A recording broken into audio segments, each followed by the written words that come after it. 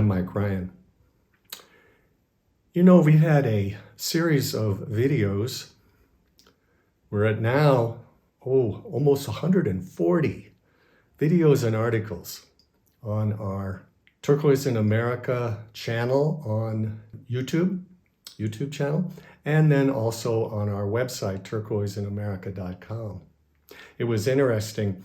I had one message on YouTube saying, "Oh, I just get so much out of your videos, and could you do a class?"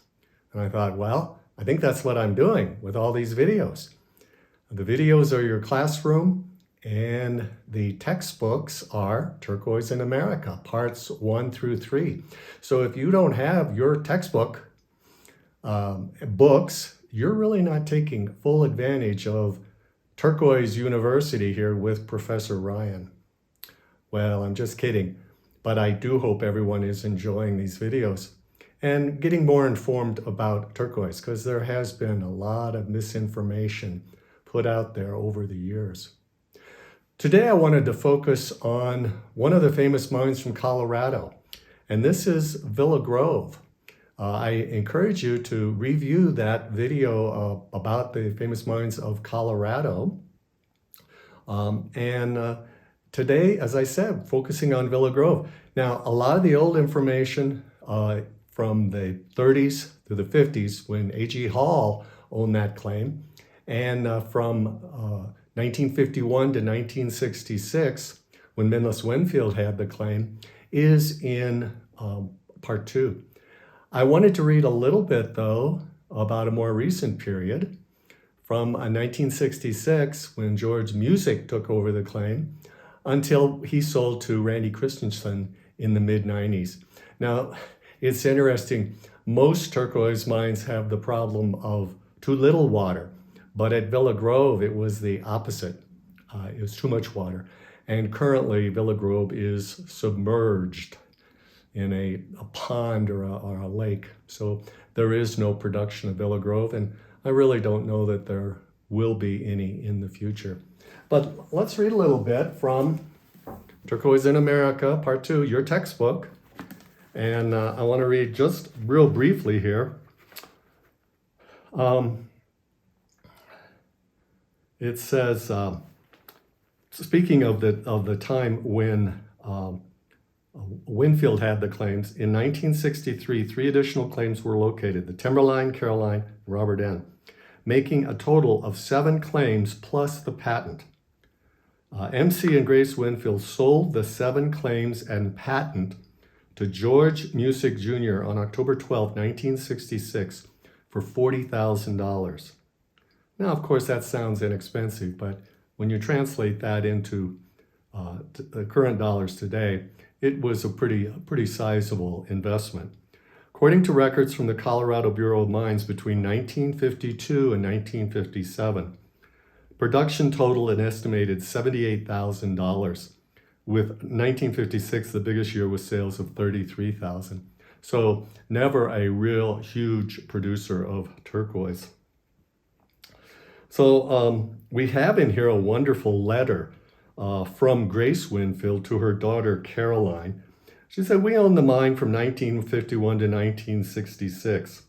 And she goes on to explain some of the trials and tribulations of mining in this area. Remember, the Villa Grove mine, while producing some of the highest grade blue in the world, was not a producer of large stones." And we're going to see that in a little bit when we see some production.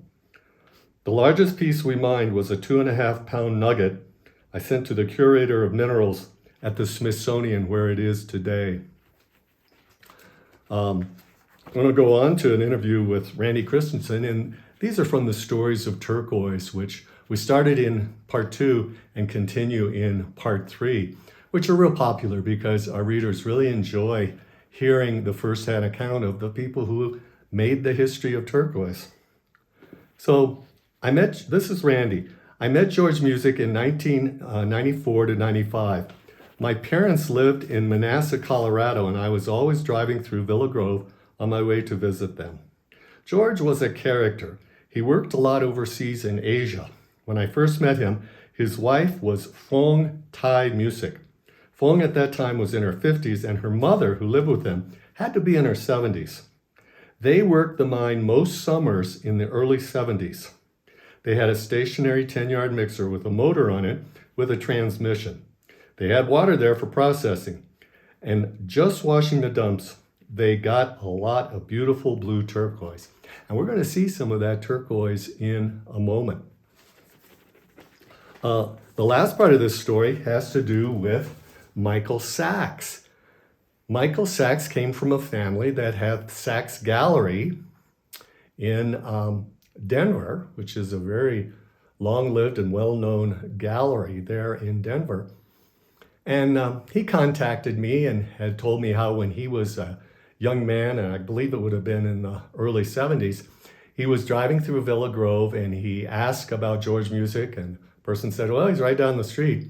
So Michael met with him, visited with him, and ended up buying some turquoise, which he then sold to me. So I think you're going to enjoy seeing some of this older, small little cabs from the dumps that George Music's wife and his mother-in-law pulled out of the dumps. So with that, let's take a look. Oh, before I finish, if you don't have your textbooks, make sure you go to turquoiseinamerica.com and get your copies, because they are selling fast, and once they're gone, there won't be any reprints. So with that, let's take a look at some Villa Grove turquoise. So we're looking at 2 trays of some beautiful Villa Grove blue. And while Villa Grove did come in a range of colors, as much turquoise does, it's really known for its blue. And also, I think, for its hardness. And we really see that in a lot of the claims. It seems the higher up the mountain you go, the more silica, the harder the turquoise gets. And I think that's certainly true in Colorado. So we start here on the right and we see this small tray. And this is all some very high grade Villa Grove. I got this from the Menace Winfield collection. They have their Winfield trading there in Vanderwagen in New Mexico. And if you're ever getting through that area of Zuni, I encourage you to stop by and see some of their selection. They do a lot of wholesale work.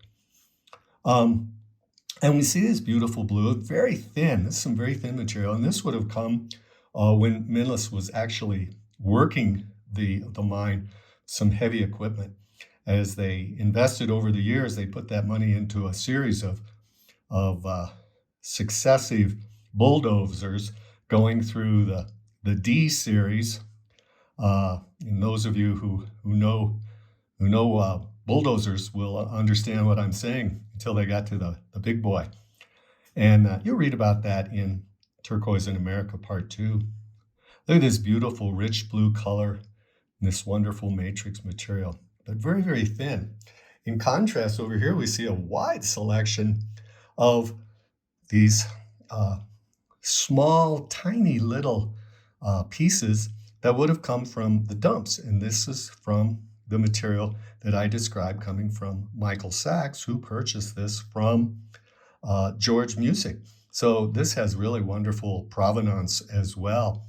And those of you who have followed Turquoise in America certainly know how important provenance is in determining not only the identification of the turquoise, but also the price. If you've got good, strong provenance, it's going to substantially support the price of that turquoise. Because how often would you see turquoise like this on one of the Facebook websites? And, hey, can anybody tell me what this is? Well, my goodness, you look at this, it could come from just about any mine. But no, this is from Villa Grove. So once again, I hope you've enjoyed this little video, another class in our ongoing Turquoise University here with Professor Ryan. And once again, just kidding. But I hope you do enjoy this because turquoise is such a beautiful stone, has such a deep uh, spiritual connection for those of you who feel and understand that. And knowing the history is just helps us enjoy it even